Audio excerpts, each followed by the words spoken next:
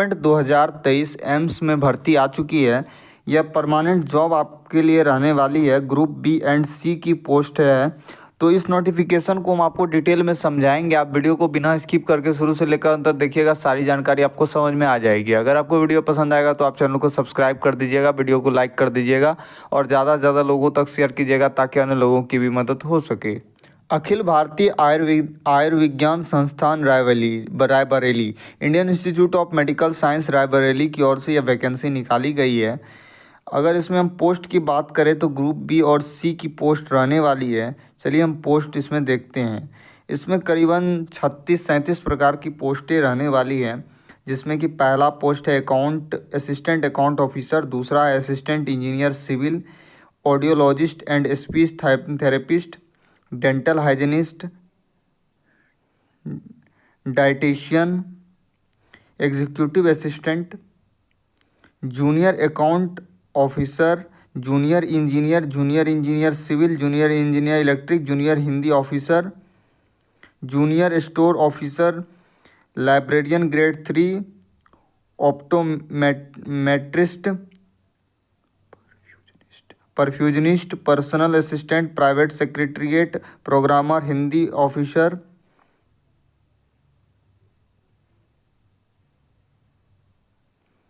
Senior technician laboratory technician, OT technician, prosthetic and orthotic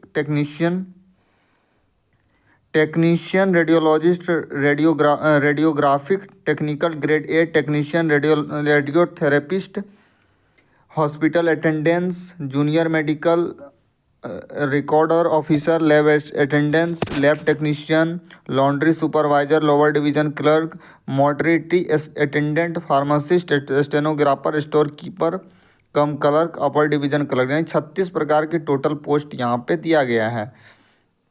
और इसमें total 103 पदों पर, टोटल 149 पदों पर वैकेंसी आई है। इसेंशियल एजुकेशनल क्वालिफिकेशन पोस्ट के अनुसार से दिया गया, जैसे असिस्टेंट अकाउंट ऑफिसर के लिए 21 से 23 साल आयु सीमा होना चाहिए। इसमें आपको ग्रेजुएशन इन कॉमर्स एटलीस्ट 55% होना चाहिए और 2 साल का आपके पास supervisory capacity government organisation experience होना चाहिए।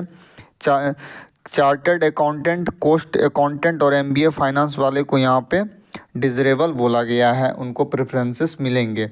असिस्टेंट इंजीनियरिंग के लिए भी आपका ग्रेजुएट इन सिविल इंजीनियरिंग होना चाहिए और यहाँ बताया गया 5 ईयर एक्सपीरियंस। इसी तरह ऑडियोलॉजिस्ट एंड स्पीच थेरेपिस्ट के लिए भी BSc degree in speech and hearing होना चाहिए। इसी तरह डेंटल हाइजीनिस्ट के लिए आपका 10th +2 विथ साइंस होना चाहिए या फिर डिप्लोमा मिनिमम 2 साल का आपके पास होना चाहिए डेंटल हाइजीन में, तो आप इसके लिए अप्लाई कर सकते हैं। 5 साल का एक्सपीरियंस यहाँ बोला गया है इस फील्ड के अनुसार से। इसी तरह डाइटिशियन के लिए भी एमएससी बोला गया है, home science honours and food nutrition में। इसी प्रकार से एग्जीक्यूटिव असिस्टेंट के लिए degree from recognised university, proficiency in computer बोला गया। जूनियर अकाउंटिंग ऑफिसर के लिए ग्रेजुएट इन कॉमर्स बोला गया है। Profession of 2 year experience of handling account work in government organisation, आपके पास 2 साल का एक्सपीरियंस और कॉमर्स से ग्रेजुएट होना चाहिए जूनियर अकाउंटेंट ऑफिसर के लिए। इसी प्रकार से जूनियर इंजीनियर के लिए आपके पास ग्रेजुएट होना चाहिए इलेक्ट्रिक मैकेनिकल इंजीनियरिंग या इलेक्ट्रिक या मैकेनिकल से। 2 साल का अगर आपके पास एक्सपीरियंस है तो आप डिजरेबल इसमें रहेंगे।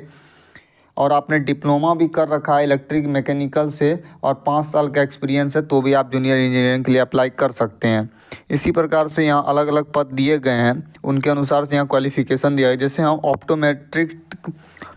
ऑप्टोमेट्रिस्ट की बात करें तो 21 से 35 साल आयु सीमा रहने वाली है। बीएससी इन ऑप्टोमेट्रिस्ट टेक्नीशियन रहना चाहिए और 5 साल का आपको इस फील्ड से रिलेटेड एक्सपीरियंस होना चाहिए। इसी प्रकार से प्रोग्रामर में बीटेक बी वगैरह आपने किया है कंप्यूटर साइंस कंप्यूटर इंजीनियरिंग से तो आप इसके लिए अप्लाई कर सकते हैं। Post graduation in computer application किया तो भी आप इसके लिए अप्लाई कर सकते हैं। टेक्नीशियन इन रेडियोथेरेपिस्ट के लिए बोला गया बीएससी ऑनर्स और 3 ईयर कोर्स। रेडियोथेरेपिस्ट में आपने किया हो बीएससी ऑनर्स तो आप इसके लिए अप्लाई कर सकते हैं। डिप्लोमा भी अगर आपके पास है और 2 साल का एक्सपीरियंस है तो भी आप टेक्नीशियन रेडियोथेरेपिस्ट में अप्लाई कर सकते हैं। Ability to use computer, hand on experience in office application वगैरह आपका आना चाहिए यहाँ, तो आपको प्रेफरेंसेस मिलेगा इसमें। इसी तरह जूनियर मेडिकल रिकॉर्ड ऑफिसर के लिए भी आपको बीएससी बोला गया है। मेडिकल रिकॉर्ड्स में 10+2 साइंस से आपने इंटरमीडिएट किया है, 6 मंथ का डिप्लोमा कोर्स भी अगर आपने किया है, इससे medical record keeping from recognised university having 2 year passing experience भी दो साल का बोला जा रहा है। 6 मंथ का डिप्लोमा प्लस पासिंग एक्सपीरियंस 2 साल का है तो भी आप जूनियर मेडिकल रिकॉर्ड ऑफिसर के लिए अप्लाई कर सकते हैं। या आपने 10+2 भी कर रखा और 2 साल का एक्सपीरियंस तो भी आप इसके लिए अप्लाई कर सकते हैं। इसी तरह से यहाँ अलग अलग पोस्ट के लिए अलग अलग क्वालिफिकेशन बताया गया है। अब यहाँ देखिए कट ऑफ डेट वगैरह के बारे में बताया गया है। एप्लीकेशन फ़ी जो रहने वाला है वो यहाँ देख लीजिए। फॉर अनरिजर्व्ड ओबीसी कैंडिडेट शुल भी 3,000 रुपये रहने वाला है, प्लस जीएसटी 18% यानी 3,540 रुपये आपके लिए एप्लीकेशन फ़ी रहने वाला है। ओबीसी और अनरिजर्व्ड वालों के लिए, एससी एसटी और ईडब्ल्यूएस वालों के लिए 1,500 प्लस 18% जीएसटी यानी 1,770 रुपये आपको person with disability fee exempted, disability वालों के लिए फ़ी एग्जाम्पेड यहाँ बताया गया है।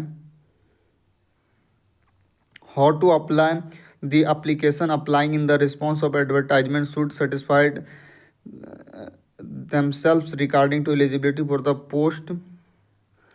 आपको एम्स राय वलीली का यहाँ वेबसाइट दिया गया, ऑनलाइन मोड से आपको अप्लाई करना है। आपको नोटिफिकेशन लेकिन एक बार रीड कर लेना आप जिस पोस्ट के लिए भी अप्लाई कीजिएगा। टेस्ट आपका जो रहने वाला है वो कंप्यूटर बेस्ड एग्ज़ाम होगा आपका। इसके लिए यहाँ न्यू दिल्ली, बेंगलुरु, जम्मू, मुंबई, लखनऊ, जयपुर, कलकत्ता, पटना, चंडीगढ़, हैदराबाद, गुवाहाटी, भोपाल में इसका सेंटर रहने वाला है। ई एडमिट कार्ड आपका जारी होगा सीबीटी के लिए। एससी एसटी को 5 साल एज रिलैक्सेशन मिलेगा, ओबीसी को 3 साल, पीडब्ल्यूबीडी वालों के लिए 10 साल यहाँ बताया गया है।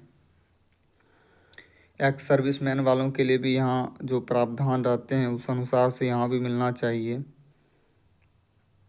एक्स सर्विसमैन को यहाँ भी दिया जाएगा। अनरिजर्व्ड वालों के लिए 3 साल यहाँ बताया गया है। जैसे